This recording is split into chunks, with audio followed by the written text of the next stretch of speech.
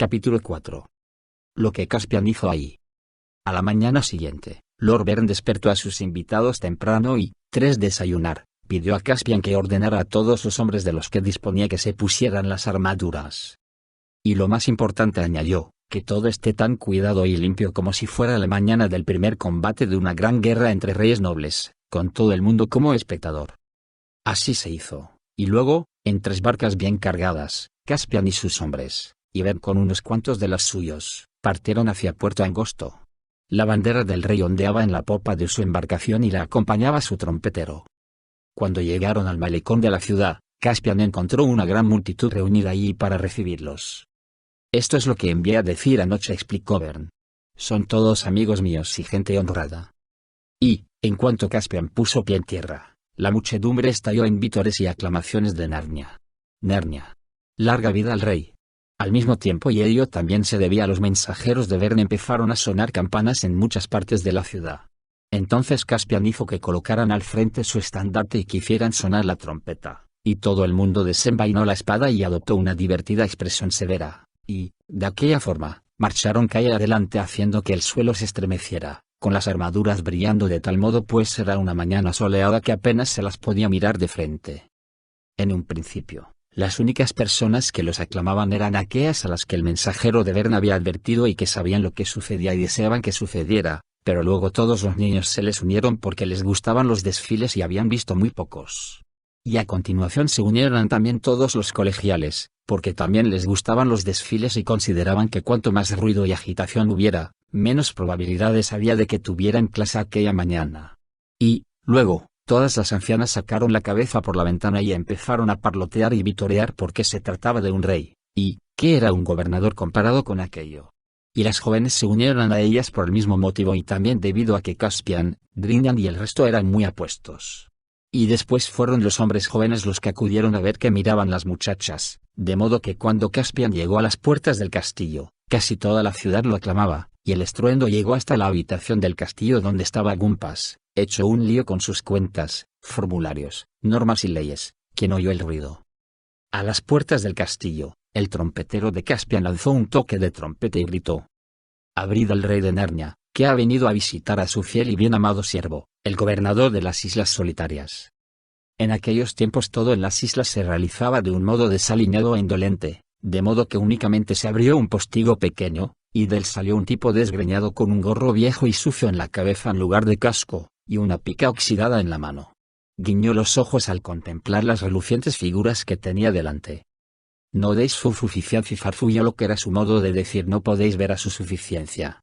«No hay entrevistas sin cita excepto de 9 a 10 de la noche el segundo sábado de cada mes. Descúbrete ante Narnia, perro», tronó Lord Bern, y le asestó un golpecito con la mano enfundada en el guantelete que le arrancó el sombrero de la cabeza. «¿Aquí?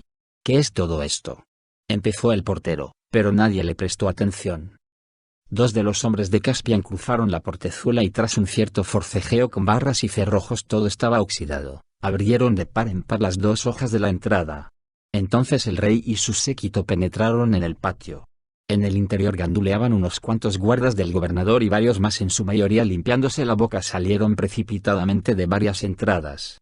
Aunque tenían las armaduras en un estado deplorable, se trataba de hombres que habrían peleado de haber tenido quien los mandase o de haber sabido lo que sucedía. Era aquel, por lo tanto, el momento más peligroso. Caspian no les dio tiempo a reflexionar. «¿Dónde está el capitán?», preguntó. «Soy yo, más o menos, no sé si me explico», respondió un joven de aspecto lánguido y excesivamente acicalado que no llevaba ni una coraza. «Es nuestro deseo», indicó Caspian, «que nuestra real visita a vuestro reino de las Islas Solitarias sea, si es posible, motivo de júbilo y no de terror para nuestros leales súbditos. Si no fuera por esto, tendría algo que decir respecto al estado de las armaduras y armas de tus hombres. De todos modos, estáis perdonados. Ordena que abran un barril de vino para que tus hombres puedan beber a nuestra salud. Pero mañana al mediodía quiero verlos aquí en este patio con todo el aspecto de soldados y no de vagabundos. Ocúpate de ellos o pena de incurrir en nuestro mayor enojo». El capitán se quedó boquiabierto, pero Bern se apresuró a gritar: «3 hurras por el rey». Y los soldados, que habían comprendido lo del barril de vino aunque no hubieran entendido nada más, se unieron a él. Caspian ordenó entonces a la mayoría de sus hombres que permaneciera en el patio, mientras él, acompañado por Bern, Drinian y otros 4, entraban en la sala. Tras una mesa situada en el otro extremo y rodeada por varios secretarios estaba sentado su suficiencia, el gobernador de las Islas Solitarias. Gumpas era un hombre de aspecto colérico con un cabello que en otro momento fue rojo y ahora era prácticamente gris. Alzó la vista al entrar los desconocidos y luego la bajó hacia sus papeles mientras decía de un modo automático: no hay entrevista sin cita previa excepto de 9 a 10 de la noche el segundo sábado de cada mes. Caspian hizo una seña con la cabeza a Bern y luego se apartó. El Lord y Drinian dieron un paso al frente y cada uno agarró un extremo de la mesa. La alzaron y la arrojaron a un lado de la sala donde se volcó, desperdigando una cascada de cartas, expedientes, frascos de tinta, plumas, lacre y documentos. A continuación, firmes pero sin rudeza, como si sus manos fueran tenazas de acero, arrancaron a Gumpas de su sillón y lo colocaron de cara al rey, a 1,5 metros de distancia. Caspian se apresuró a sentarse en el asiento vacío y colocó la espada desnuda atravesada sobre sus rodillas. Milord dijo, clavando los ojos en Gumpas, no nos habéis ofrecido la bienvenida que esperábamos. Soy el rey de Narnia. No hay nada al respecto en la correspondencia, respondió el gobernador. No hay nada en las actas. No se nos ha notificado tal cosa. Todo es muy regular. Tendré a bien considerar cualquier solicitud. Y hemos venido a examinar el modo en que su suficiencia desempeña el cargo, prosiguió Caspian. Existen 2 puntos en especial sobre los que preciso una explicación. En primer lugar, no consigo encontrar ningún registro de que el tributo que estas islas deben a la corona de Narnia haya sido abonado en los últimos 150 años. Esa cuestión debería presentarse en el consejo del próximo mes, replicó Gumpas. Si alguien propone que se organice una comisión de investigación para informar sobre el historial financiero de las islas en la primera reunión que se celebre el año próximo, entonces. También encuentro escrito con toda claridad en nuestras leyes, siguió Caspian, que si el tributo no es entregado, toda la deuda debe ser abonada del bolsillo del gobernador de las Islas Solitarias.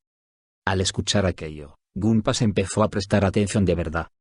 Vaya, eso es imposible, respondió.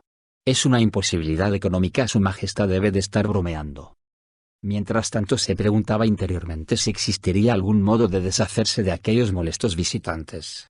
De haber sabido que Caspian solo tenía una nave y la dotación de un barco con él, habría hablado con amabilidad de momento, con la esperanza de rodearlos y matarlos a todos durante la noche, pero había visto un buque de guerra descendiendo por el estrecho el día anterior y, como hacía señales, suponía, a sus compañeros. No había sabido entonces que era la nave del rey, pues no había viento suficiente para desplegar la bandera y hacer visible el león dorado, de modo que había guardado a ver qué sucedía. En aquellos momentos imaginaba que Caspian tenía toda una flota en la hacienda Bern.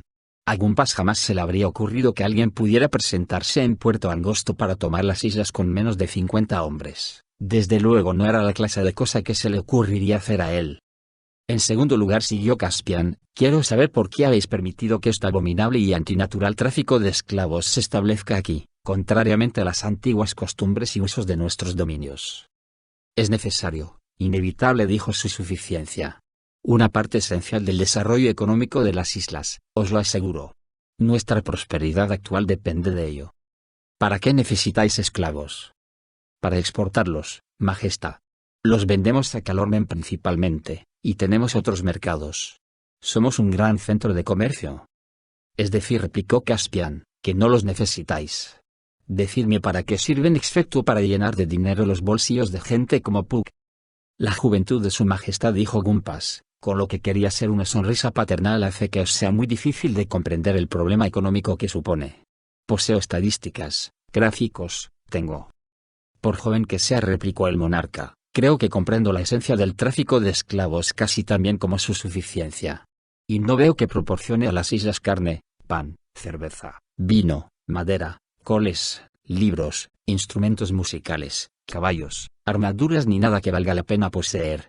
Pero tanto si lo hace como si no, hay que ponerle fin. Pero eso sería dar marcha atrás al reloj, y resolvió el gobernador. ¿Es que no comprendéis lo que es el progreso, el desarrollo? He visto ambas cosas en un nuevo, respondió Caspian. A eso lo llamamos estropearse en Narnia. Este comercio debe acabarse.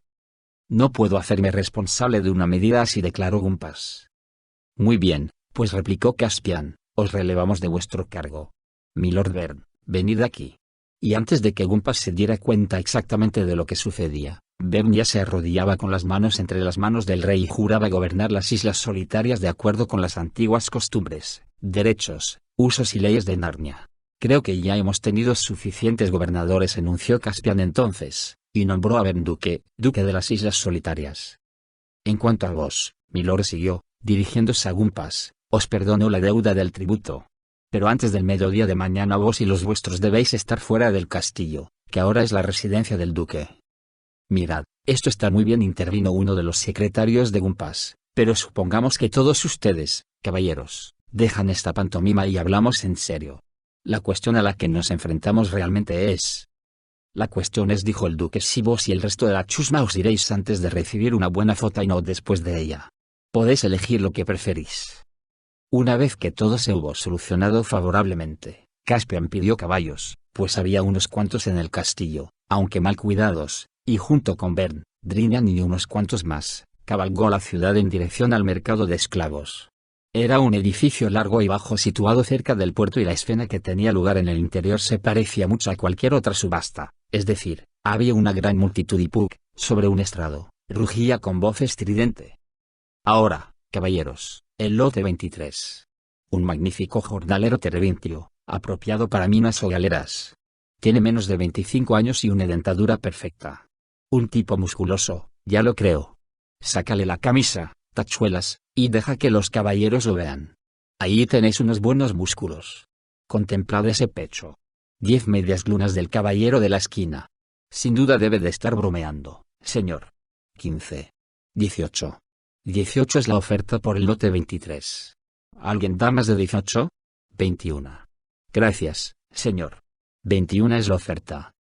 Puck interrumpió y contempló boquiabierto a las figuras en cota de malla que habían avanzado con un ruido metálico hasta la tarima. De rodillas, todos los presentes, ante el rey de Narnia, ordenó el duque. Todos oyeron el tintineo y patear de los caballos en el exterior, y muchos habían oído rumores sobre el desembarco y lo acaecido en el castillo. La mayoría obedeció, y los que no lo hicieron se vieron empujados al suelo por sus vecinos. Unos cuantos lanzaron aclamaciones.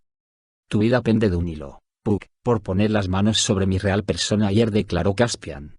Pero se te perdona tu ignorancia. El tráfico de esclavos ha quedado prohibido en todos nuestros dominios desde hace un cuarto de hora. Declaro libres a todos los esclavos de este mercado. Alzó una mano para detener las aclamaciones de los esclavos y siguió. ¿Dónde están mis amigos? ¿La hermosa niñita y el joven y amable caballero? Inquirió Puck con una sonrisa zalamera. Vaya, pues me los arrebataron de las manos enseguida. Estamos aquí, Caspian, gritaron Lucky y Edmund juntos. A vuestro servicio, señor, chilló Rey Pichep con voz aflautada desde otra esquina. Los habían vendido a los tres, pero los hombres que los habían comprado se habían quedado para pujar por otros esclavos y por lo tanto seguían ahí. La multitud se separó para dejarlos pasar a los tres y hubo gran profusión de saludos y apretones de manos entre ellos y Caspian. 2 mercaderes de Calormen se acercaron de inmediato. Los calormenos tienen rostro oscuro y barbas largas, se visten con túnicas amplias y turbantes de color naranja, y son un pueblo prudente, rico, cortés, cruel y antiguo. Se inclinaron muy educadamente ante Caspian y le dedicaron largos cumplidos, todos sobre las fuentes de prosperidad que riegan los jardines de la prudencia y la virtud y cosas parecidas, pero desde luego lo que querían era el dinero que habían pagado. Eso es muy justo, caballeros, declaró el rey. Todo aquel que haya adquirido un esclavo hoy debe recuperar su dinero. Puck, trae todas tus ganancias hasta el último mínimo. Un mínimo es la 40ª parte de una media luna. ¿Es que su majestad pretende arruinarme? Lloriqueó Puck. Has vivido de corazones destrozados toda tu vida, replicó Caspian, y si te arruinas, es mejor ser un mendigo que un esclavo. Pero, ¿dónde está mi otro amigo? Ja, ¿ese? Respondió el otro. Podéis llevároslo tranquilamente. Me alegraré de quitármelo de encima. Jamás había visto algo tan invendible en el mercado en todos los días de mi vida. Lo valoré en 5 medias lunas al final y ni así lo quisieron. Lo ofrecí gratis junto con otros lotes y nadie lo quiso tampoco. No me lo quedaría por nada. No quiero ni verlo. Tachuelas, trae al señor cara larga. Así pues, trajeron a Eustace, y realmente tenía un aspecto muy enfurruñado, pues aunque a nadie le gustaría que lo vendieran como esclavo, quizá hiere aún más el amor propio ser una especie de esclavo suplente que nadie quiere adquirir. El niño se acercó a Caspian y dijo. Ya veo. Como de costumbre, has estado divirtiéndote mientras nosotros estábamos prisioneros. Supongo que ni siquiera has averiguado lo del cónsul británico. No, claro que no. Aquella noche celebraron un gran banquete en el castillo de Puerto Angosto.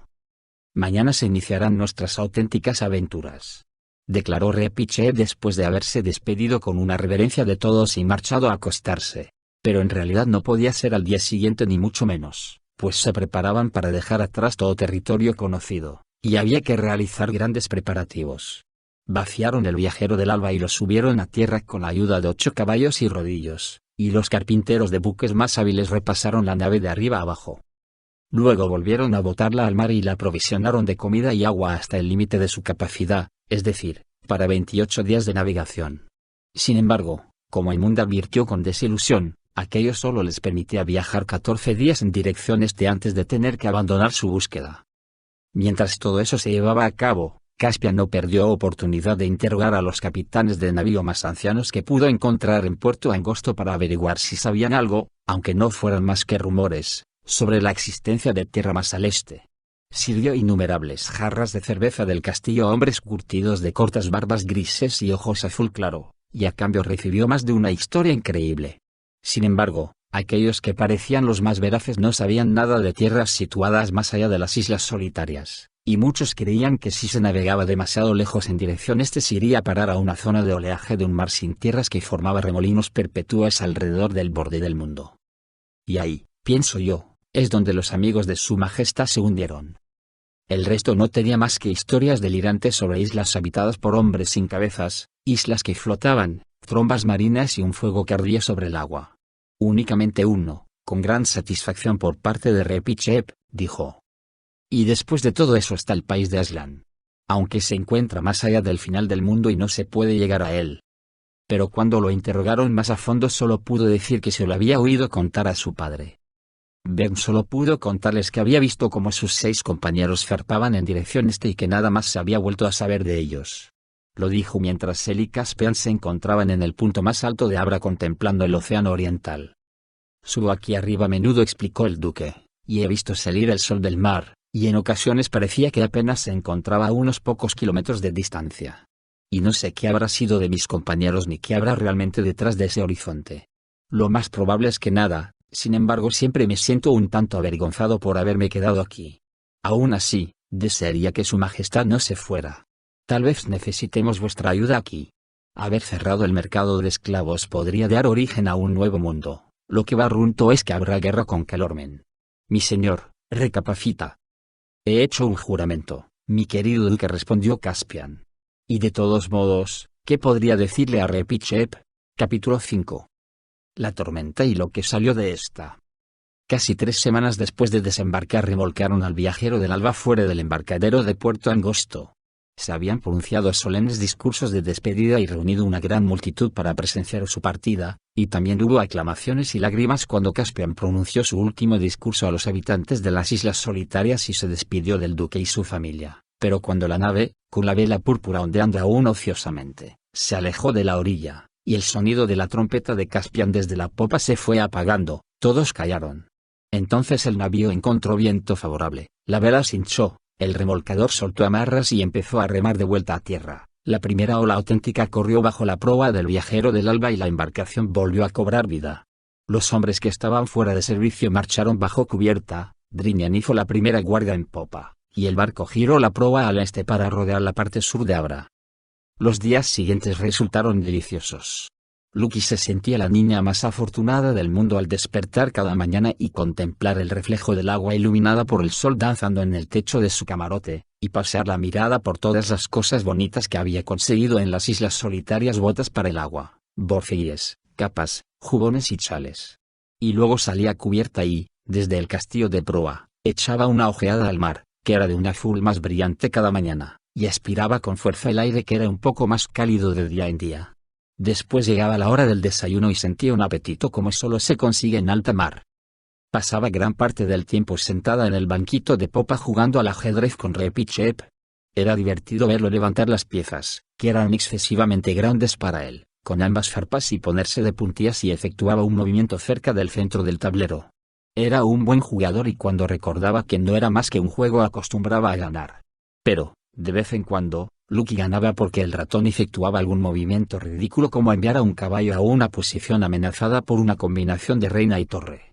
Aquello sucedía porque había olvidado por un momento que se trataba de un juego de ajedrez y pensaba en una auténtica batalla y hacía que el caballo actuara como sin duda él lo haría de estar en su lugar.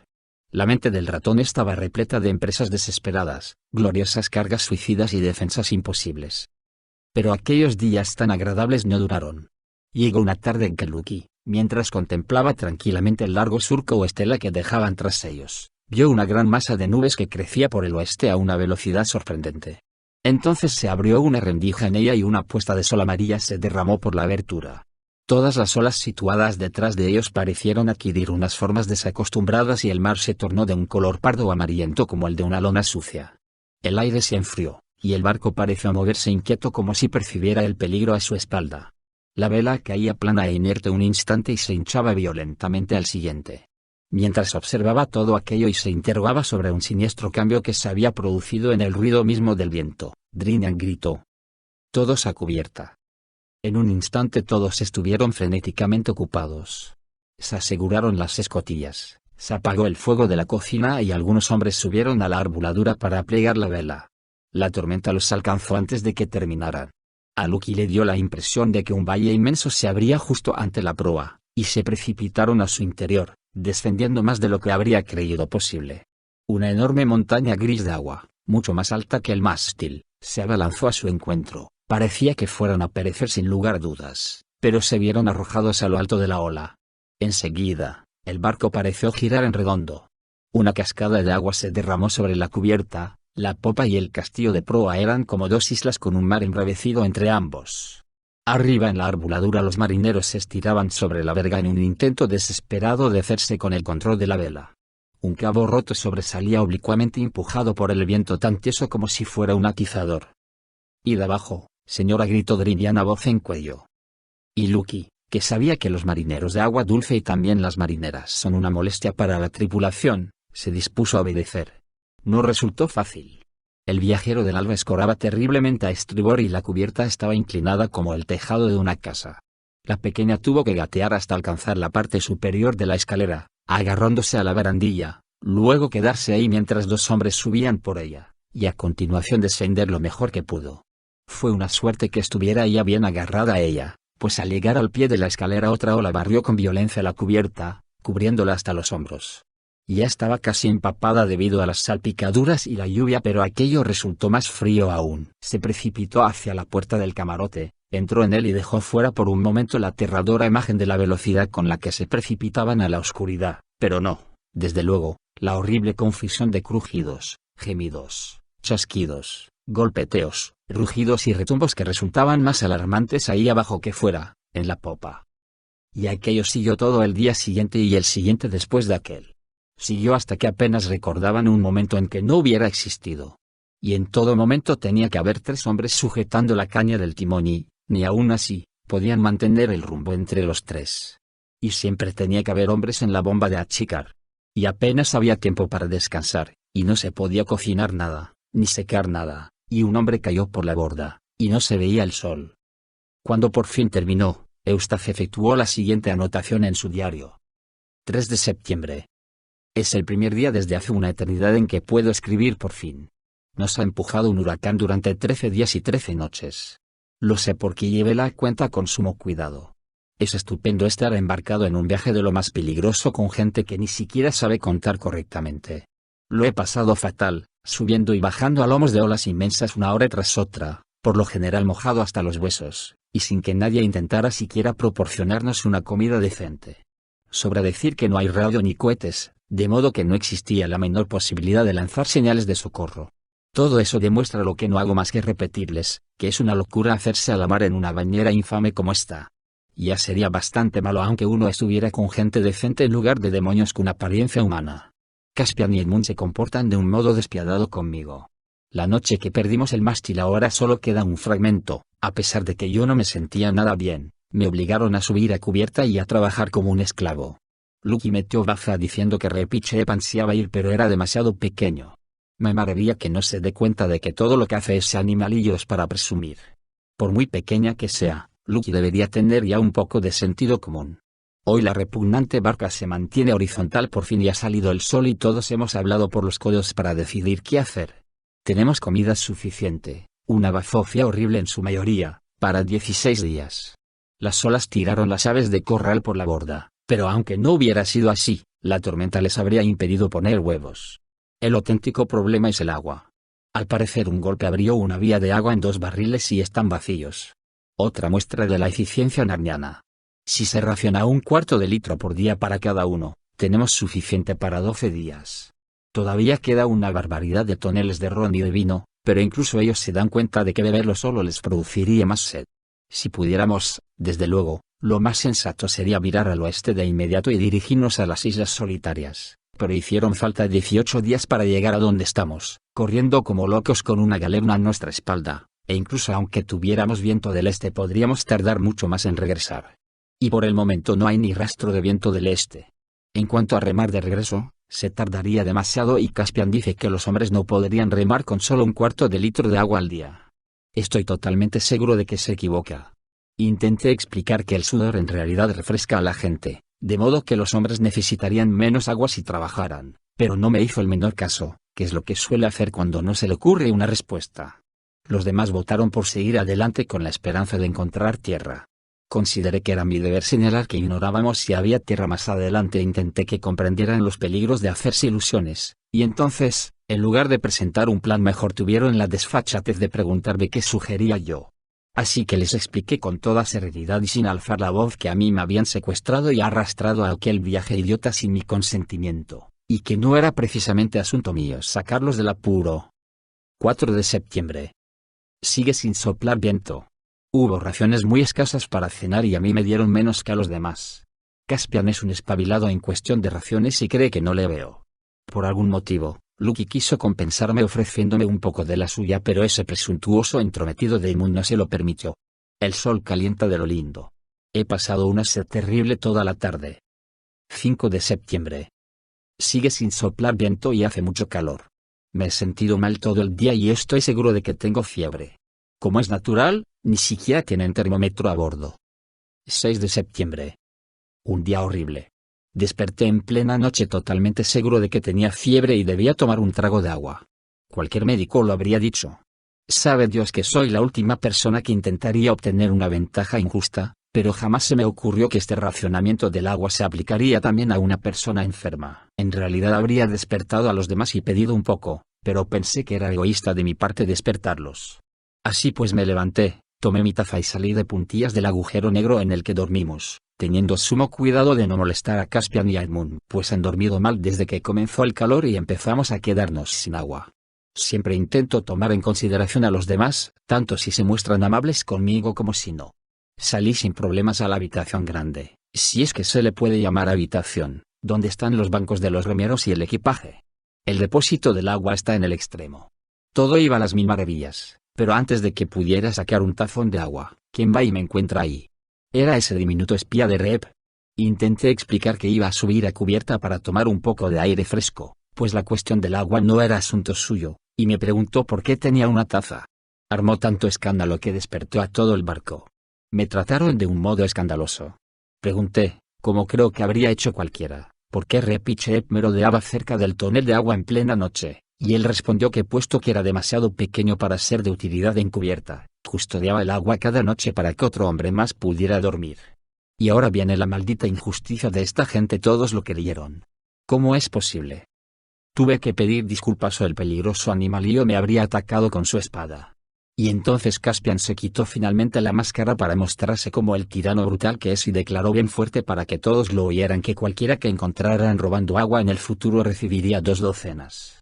No sabía lo que aquello significaba hasta que Edmund me lo explicó. Aparece en la clase de libros que leen esos Pevensie. Tras esta amenaza cobarde, Caspian cambió de tono y empezó a mostrarse condescendiente. Dijo que se sentía apenado por mi situación y que todo el mundo se sentía igual de febril que yo y que todos debíamos sacar el mejor partido de todo aquello, etcétera, etcétera. Es un pedante odioso y engreído.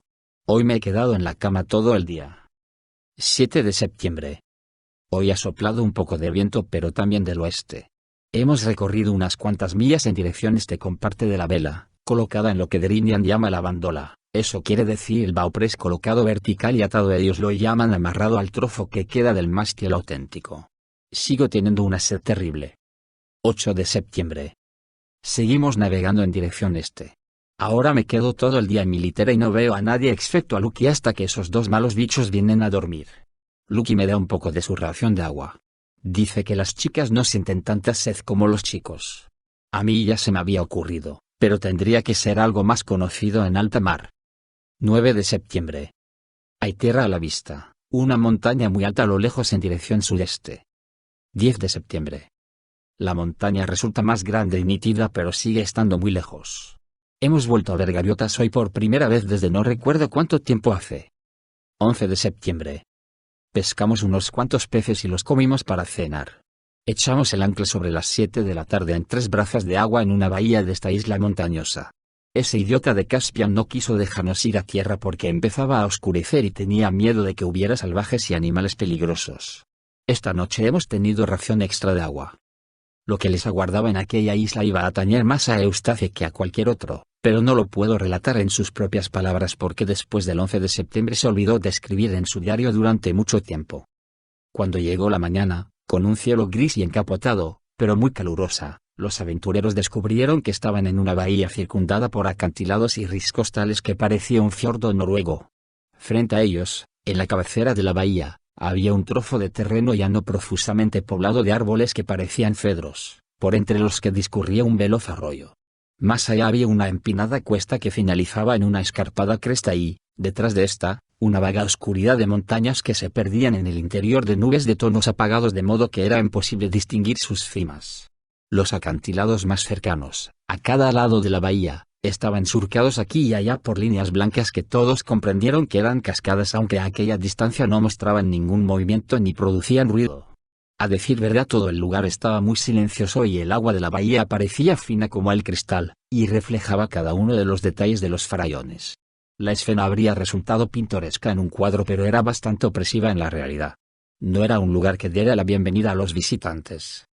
Toda la tripulación del barco bajó a tierra en el bote, que tuvo que hacer 2 viajes, y todos bebieron, se dieron un buen baño en el río, comieron y descansaron antes de que Caspian enviara a 4 hombres de vuelta para vigilar el barco, y se iniciara la jornada de trabajo. Había que hacer de todo. Había que llevar los barriles a tierra, reparar los que estaban en mal estado si era posible y volver a llenarlos todos. Había que talar un árbol, un pino si podían conseguirlo y convertirlo en un nuevo mástil. Había que reparar las velas. Era necesario organizar una partida de caza para conseguir cualquier tipo de comida que se pudiera encontrar ahí, había que lavar y remendar prendas, y a bordo existían innumerables desperfectos que tenían que repararse. Pues, en aquellos momentos, el viajero del alba y eso resultaba más evidente al contemplarlo desde cierta distancia estaba lejos de ser la espléndida nave que había zarpado de Puerto Angosto. Parecía una carraca estropeada y descolorida que cualquiera habría tomado por un barco naufragado. Los oficiales y la tripulación no se hallaban en mejor estado, escuálidos, pálidos, con los ojos enrojecidos por falta de sueño y vestidos con andrajos. Eustace, acostado bajo un árbol, sintió que el alma se le caía a los pies al escuchar todos aquellos planes. ¿Es que no descansarían nunca?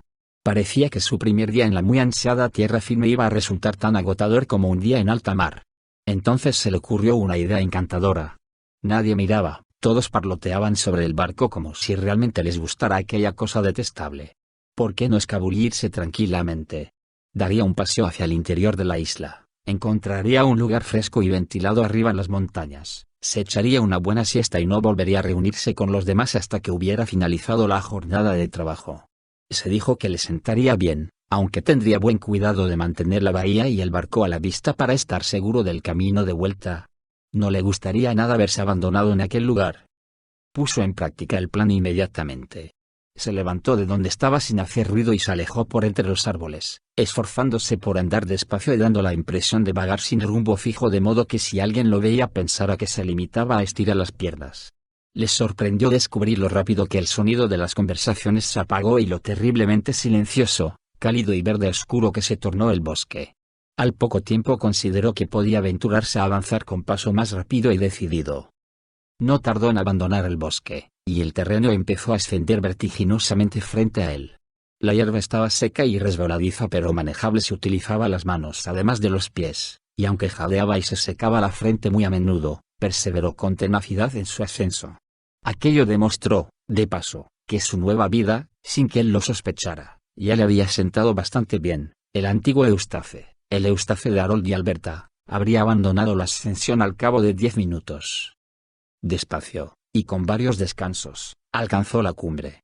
Ahí había esperado obtener una visión del corazón de la isla, pero las nubes habían descendido más y estaban más próximas, y un mar de niebla avanzaba a su encuentro. Se sentó en el suelo y miró atrás. Se encontraba a tal altura que la bahía se veía diminuta a sus pies y se distinguían muchas millas de extensión de agua. Entonces la niebla de las montañas lo envolvió, espesa pero no fría, y se acostó y giró a un lado y a otro para encontrar la posición más cómoda para poder disfrutar del momento. Pero no disfrutó, o al menos no lo hizo durante mucho tiempo. Casi por primera vez en su vida empezó a sentirse solo.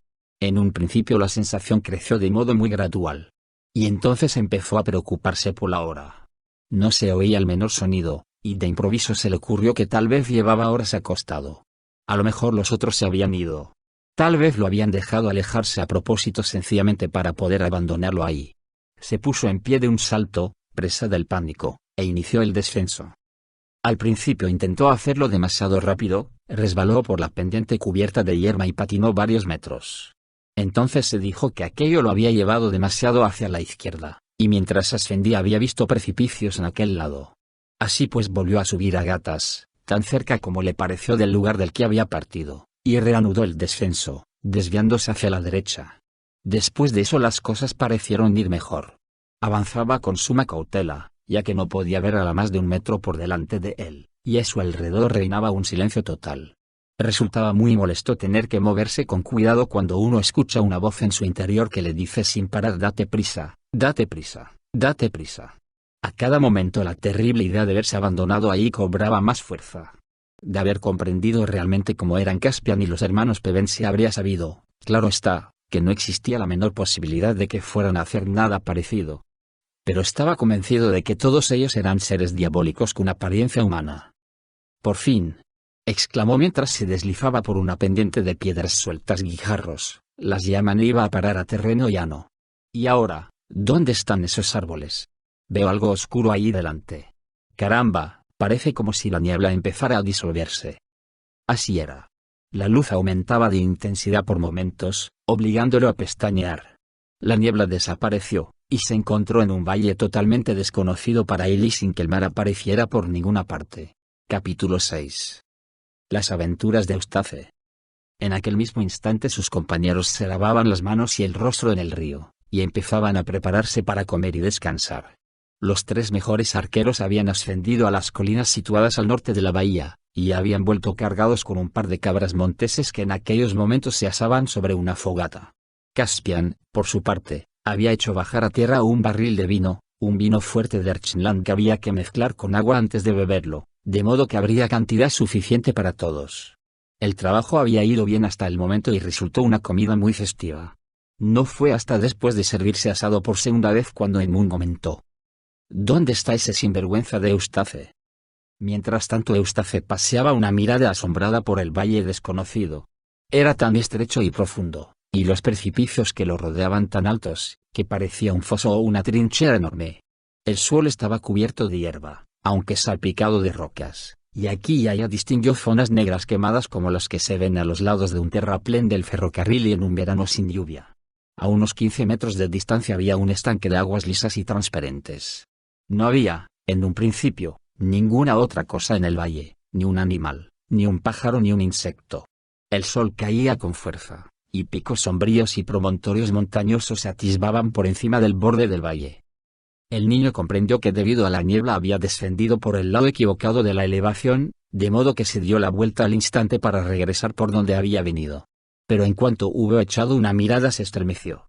Al parecer, y por una asombrosa buena suerte, había encontrado el único camino que existía para bajar, una larga lengua de tierra verde, terriblemente empinada y angosta, con precipicios a cada lado. No existía otro modo de regresar. Pero, ¿podría hacerlo, ahora que veía cómo era realmente? La cabeza le daba vueltas solo de pensarlo. Volvió a girar, pensando que en cualquier caso sería mejor que tomara un buen trago del estanque primero. Sin embargo, en cuanto se dio la vuelta y antes de haber dado un paso al interior del valle oyó un ruido a su espalda. No era más que un ruidito, pero sonó muy fuerte en aquel silencio formidable. El sonido lo dejó petrificado allí mismo durante un segundo, luego giró el cuello y miró. Al pie del despeñadero, un poco a su izquierda, había un agujero bajo y oscuro, tal vez la entrada de una cueva. Y de este surgían dos finas espirales de humo. Además, las piedras sueltas situadas justo debajo del oscuro hueco se movían. Aquel era el ruido que había oído, igual que si algo se arrastrara en la oscuridad detrás de ellas. Desde luego, algo se arrastraba. Peor aún, algo salía de allí. Edmund, Luke o tú mismo lo habríais reconocido al momento, pero Eustace no había leído ninguno de los libros apropiados. Lo que salió de la cueva era algo que él jamás había imaginado, siquiera un hocico largo de color plomizo, ojos de un rojo apagado, sin plumas ni pelaje, un cuerpo largo y flexible que se arrastraba a ras del suelo, patas cuyos codos quedaban más altos que su lomo como las de una araña, garras afiladas, alas parecidas a las de un murciélago que chirriaban contra las piedras, una cola kilométrica. Y las columnas de humo surgían de los dos orificios de su hocico. A Eustace jamás se le ocurrió la palabra dragón, aunque tampoco habría mejorado las cosas de haberlo hecho. Pero tal vez si hubiera sabido algo sobre dragones habría experimentado una cierta sorpresa ante el comportamiento de aquel ejemplar. No se sentó muy erguido ni agitó las alas, tampoco brotó un surtidor de llamas de sus fauces. El humo que le salía del hocico era como el humo de un fuego que se extingue. Tampoco pareció haber visto a Eustace. Marchó muy despacio en dirección al estanque, lentamente y con muchas pausas. Incluso a pesar del miedo que sentía, Eustace advirtió que era una criatura vieja y triste, y se preguntó si debía atreverse a echar a correr en dirección a la cuesta. Pero aquella cosa podía volver la cabeza si él hacía algún ruido. Podía cobrar más vida. Tal vez aquello no era más que una simulación. De todos modos, ¿de qué servía intentar huir escalando de una criatura capaz de volar? El ser alcanzó el estanque y deslizó la horrible barrilla cubierta de escamas por encima de la grava para beber, pero antes de que pudiera hacerlo surgió de él un potente graznido o grito metálico y tras unas cuantas contracciones y convulsiones rodó sobre un costado y se quedó totalmente inmóvil con una zarpa en alto.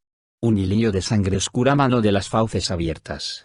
El humo de su hocico se tornó negro por un instante y luego se alejó flotando. No volvió a salir más humo. Durante un buen rato, Eustace no se atrevió a moverse. Tal vez aquello era el truco que empleaba la bestia, la forma en que atraía a los viajeros a su perdición. De todos modos, tampoco podía guardar eternamente. Dio un paso hacia él, luego dos pasos, y volvió a detenerse. El dragón siguió totalmente inmóvil, advirtió también que el fuego rojo había desaparecido de sus ojos. Finalmente fue a detenerse junto a él. En aquellos momentos el niño se hallaba ya muy seguro de que el animal estaba muerto. Lo tocó con un estremecimiento, nada sucedió. La sensación de alivio fue tan grande que estuvo a punto de soltar una carcajada en voz alta, y empezó a sentirse como si hubiera peleado y matado al dragón en lugar de haberse limitado a verlo morir. Pasó por encima de él y se dirigió al estanque para beber, pues el calor empezaba a resultar insoportable. No lo sorprendió oír un trueno. Casi a continuación el sol desapareció, y antes de que Eustace terminara de beber caían ya gotas de lluvia. El clima de aquella isla era de lo más antipático. En menos de un minuto, Eustace estaba mojado hasta los huesos y medio cegado por una lluvia torrencial como jamás se ve en Europa. De nada serviría intentar trepar fuera del valle mientras aquello durara. Salió disparado en dirección al único refugio visible, la cueva del dragón. Una vez allí, se tumbó en el suelo e intentó recuperar el aliento. La mayoría de nosotros sabe que se puede encontrar en la guarida de un dragón, pero, como ya he dicho, Eustace solo había leído libros aburridos. Sus lecturas contaban muchas cosas sobre exportaciones e importaciones, gobiernos y alcantarillado, pero resultaban bastante deficientes en el tema de los dragones. Fue por ese motivo por el que lo desconcertó tanto la superficie sobre la que yacía. Partes de ella eran demasiado punzantes para ser piedras y demasiado duras para ser espinos, y parecía haber gran cantidad de cosas planas redondas. Además, todo tintineaba cuando se movía.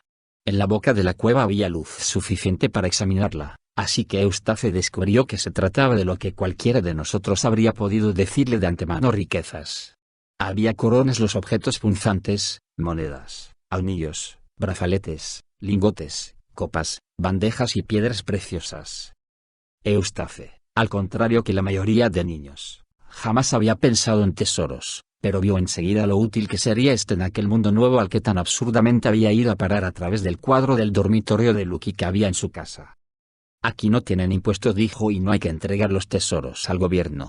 Con una parte de todo esto podría pasarlo bastante bien en este lugar, tal vez en Calormen. Parece el sitio menos absurdo de todas estas tierras. ¿Cuánto podría transportar? Veamos ese brazalete, esas cosas que lleva son probablemente diamantes, me lo colocaré en la muñeca. Es demasiado grande, pero lo subiré justo por encima del codo. Luego me llenaré los bolsillos de diamantes, resultan más cómodos que el oro. Me gustaría saber cuándo va a aflojar esta lluvia infernal.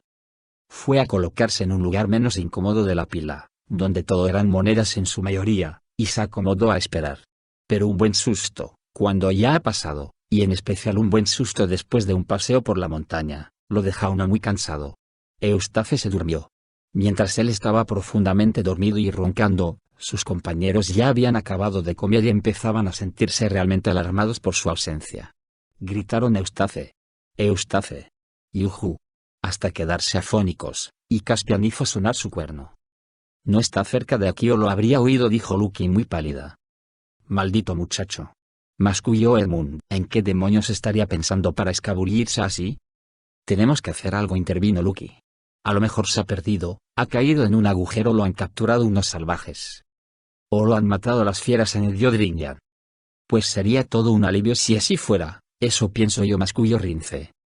Maese Rince, observó Repichep, eso que habéis dicho no es nada digno de vos. La criatura no es amiga mía, pero es pariente de la reina, y mientras forme parte de nuestro grupo concierne a nuestro honor encontrarla y vengarla si está muerta. Desde luego que tenemos que encontrarlo, si es que podemos, intervino Caspian en tono fatigado. Eso es lo fastidioso, porque significa organizar un grupo de búsqueda y un sinfín de molestias. ¡Qué lío con Eustace! Entretanto, Eustace dormía y siguió durmiendo. Lo que lo despertó fue un dolor en el brazo. La luz de la luna penetraba en la boca de la cueva, y el lecho de tesoros parecía haberse tornado mucho más cómodo, en realidad apenas lo notaba. En un principio, el dolor del brazo le desconcertó, pero luego pensó que era el brazalete que había empujado hasta pasar por encima del codo y que se le había clavado. Sin duda el brazo, era el izquierdo, se había hinchado mientras dormía.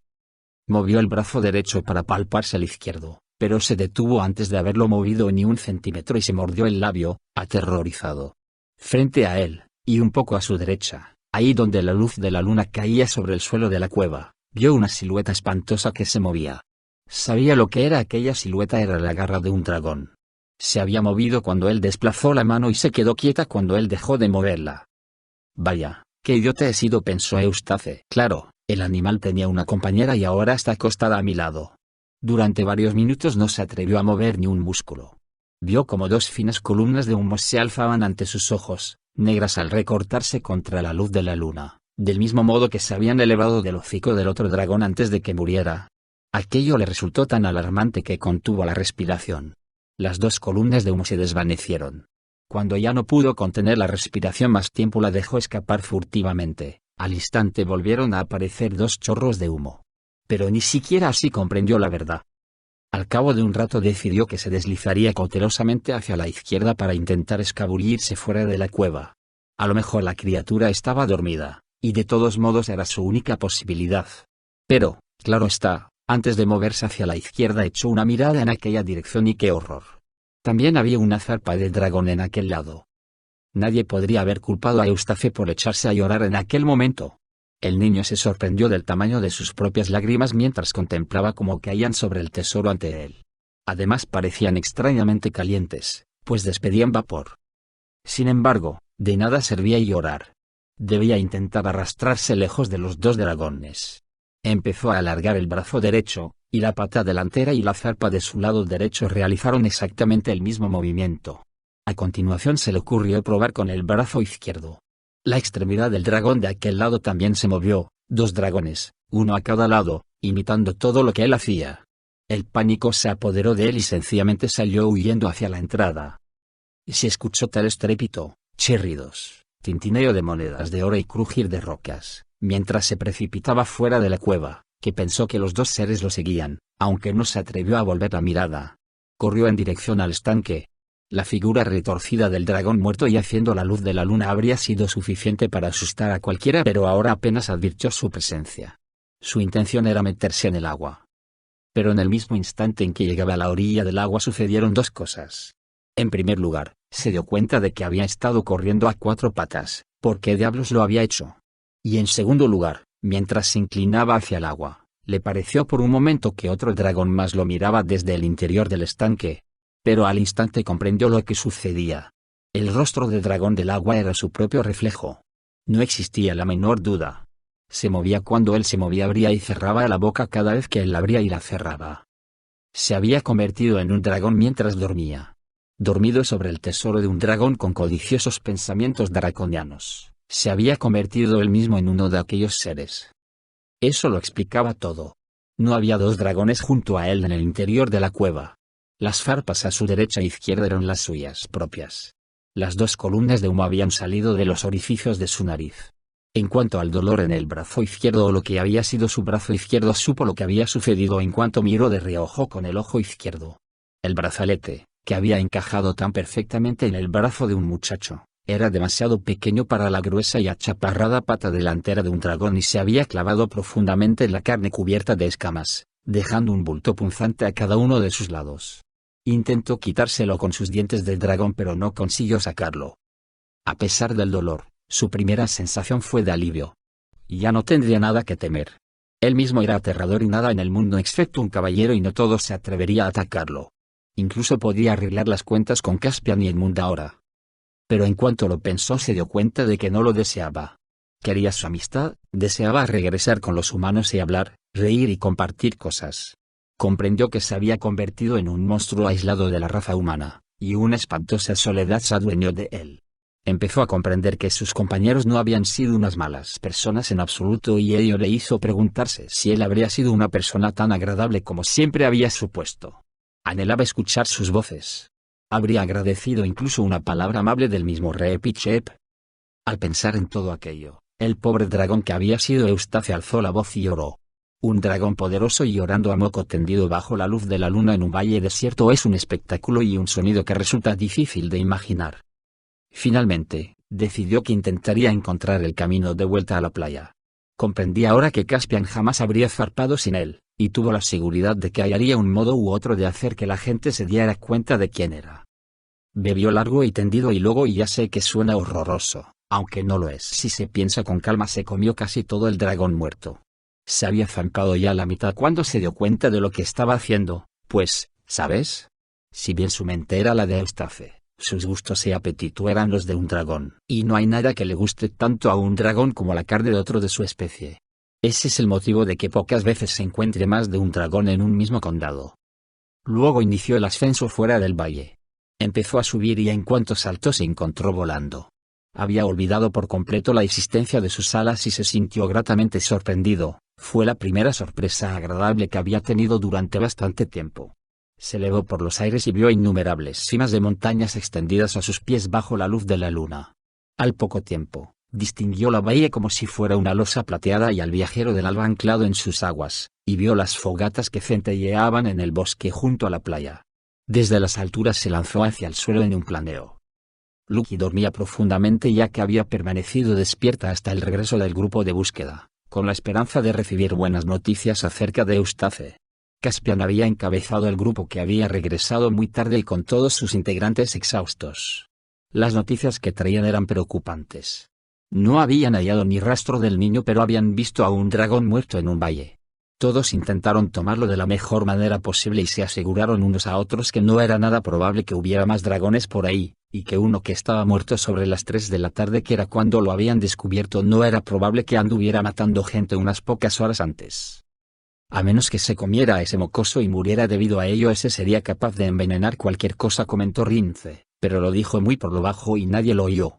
Pero más entrada la noche, Lucky se despertó con suma suavidad, y descubrió a todo el mundo reunido y conversando en susurros. ¿Qué sucede?, preguntó. Debemos mostrar una gran fortaleza, decía Caspian. Un dragón acaba de aparecer volando por encima de las copas de los árboles y se ha posado en la playa. Sí, me temo que se interpone entre nosotros y el barco. Y las flechas no sirven de nada contra esas criaturas. y no les asusta en absoluto el fuego. Con el permiso de su majestad empezó Repichep. No, Repichep, declaró el monarca con firmeza, no quiero que intentes entablar combate con él. Y a menos que prometas obedecerme en esta cuestión, haré que te aten. Lo que debemos hacer es mantener una estrecha vigilancia y, en cuanto haya luz, descender a la playa y enfrentarnos a él. Yo iré delante. El rey Edmund estará a mi derecha y Lord Drinian a mi izquierda. No se tomarán otras disposiciones. Dentro de un par de horas será de día. En una hora serviremos la comida y lo que queda del vino. Y que todo se realice en silencio. Tal vez se vaya, indicó Lucky. Será peor si lo hace, dijo Edmund, porque entonces no sabremos dónde está. Si hay una avispa en la habitación, prefiero verla. El resto de la noche resultó espantoso, y cuando llegó la comida, aunque sabían que debían comer, muchos descubrieron que apenas sentían apetito. Y parecieron transcurrir horas interminables hasta que por fin la oscuridad empezó a disiparse, los pájaros iniciaron sus gorjeos aquí y allá, todo se tornó más frío y húmedo de lo que había estado durante la noche y Caspian anunció: «Vamos por él, amigos míos». Se levantaron, todos con las espadas desenvainadas, y formaron una masa compacta con Lucky en el centro y Repichep en el hombro de la niña. Resultaba mejor que la espera y todo el mundo parecía sentir más afecto por los demás que de ordinario. Al cabo de un momento se pusieron en marcha. La luz aumentó de intensidad mientras llegaban al linde del bosque. Y, ahí en la arena, como un lagarto gigante, un cocodrilo flexible o una serpiente con patas, enorme, horrible y jorobado, estaba el dragón.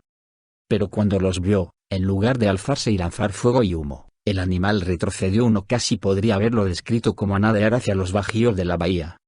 ¿Por qué menea la cabeza de ese modo?, inquirió Edmund. Y ahora está asintiendo, dijo Caspian. Y sale algo de sus ojos, indicó Drinian.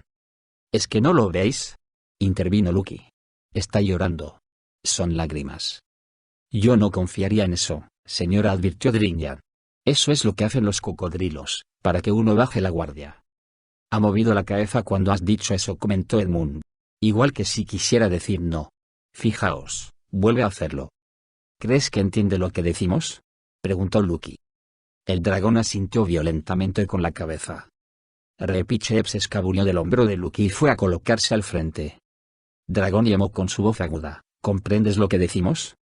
La criatura asintió. ¿Sabes hablar? El animal negó con la cabeza. En ese caso, siguió Repichep, no sirve de nada preguntarte qué te trae por aquí. Pero si deseas jurarnos amistad, alza la pata delantera izquierda por encima de la cabeza. Así lo hizo, pero con torpeza, ya que la pata estaba dolorida e hinchada por culpa del brazalete de oro. Fijaos, dijo Lucky, le pasa algo en la pata. Pobrecito, seguramente era ese el motivo por el que lloraba. A lo mejor ha venido a nosotros para que lo curemos, igual que en el relato de Andrócles y el león. Ten cuidado, Lucky, advirtió Caspian. Es un dragón muy listo, pero también puede ser un mentiroso.